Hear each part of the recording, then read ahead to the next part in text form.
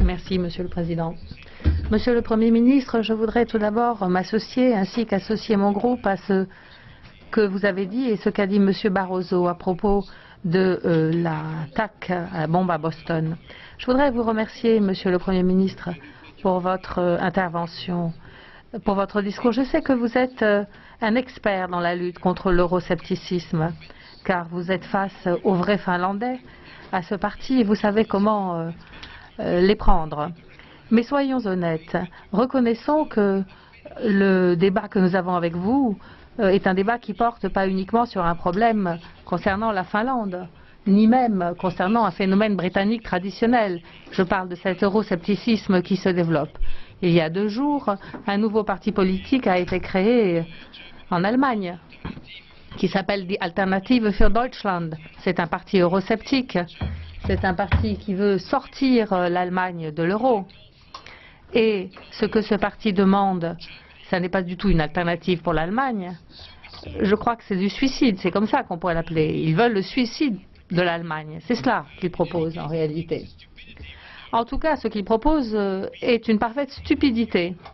Diviser l'euro en cercles, un cercle du Nord, un cercle du Sud, ou un retour à l'ancienne monnaie nationale, enfin, quelle que soit la solution, ce qu'ils proposent, c'est une fragmentation ou une dissolution de l'euro.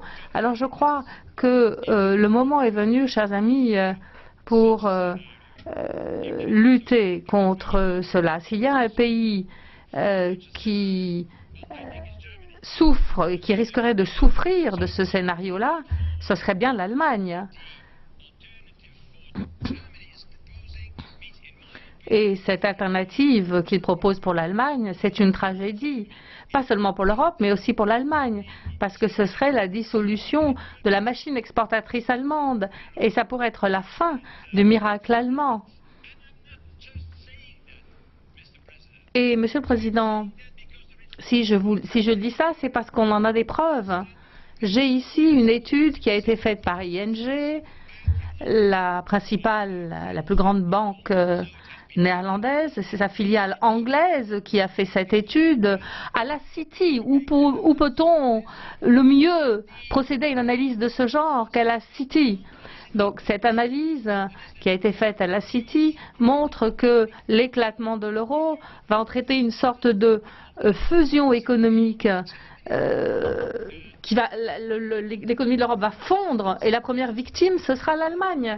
Voilà. Alors, faites 80 millions d'exemplaires de cette étude et envoyez-la à chaque citoyen allemand. Monsieur Verhofstadt, vous parlez-en avec la commission des budgets. Bon.